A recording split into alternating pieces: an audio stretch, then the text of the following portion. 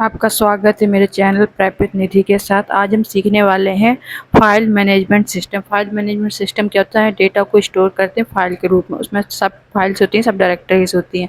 अब जो file system है वो अभी के टाइम पे उसका यूज नहीं होता। अब किसका यूज हो रहा है? DBMS का। तो जो फाइल सिस्टम था उसका यूज ना होने का रीज़न क्या था, क्या लिमिटेशन थी?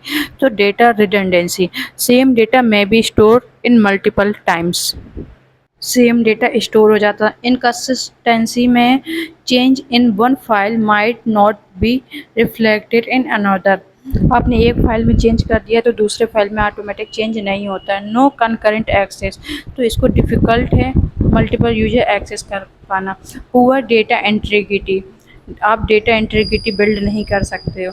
फिफ्थ है डिफ़िकल्ट टू क्वेरी, जैसे आप DBMS में SQL क्वेरी यूज कर सकते हो, आप फाइल मैनेजमेंट सिस्टम में SQL क्वेरी का यूज नहीं कर सकते हो। तो ये आपकी लिमिटेशन थी, ये आपके ड्रॉबैक थे फाइल सिस्टम में, इसलिए आपके DBMS को यूज किया गया। डिफरेंस के थ्रू और समझ लेते हैं और आपको क्लियर हो जाएगा फाइल मैनेजमेंट सिस्टम और वर्सेस DBMS। तो क्या फीचर्स थे? फर्स्ट है डेटा स्टोरेज। जो फाइल में डेटा स्टोर होता था वो फाइल और डेस्क के फॉर्म में होता था। जो फाइल थी वो डेस्क में स्टोर करना होता था।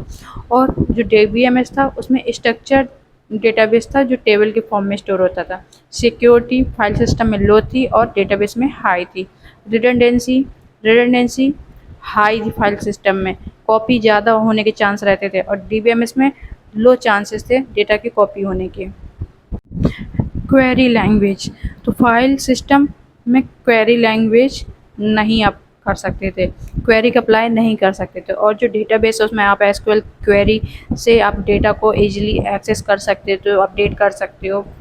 ठीक है। Multi user access, file system में कंटेन मल्टीपल यूजर एक्सेस करना, और डेटाबेस जो होता था वो एक सेंट्रल सिस्टम होता था, इसमें इजी था। डेटा इंटीग्रिटी, तो फाइल सिस्टम मैनुअल थी और डेटाबेस में एनफोर्स बाय रूल्स के थ्रू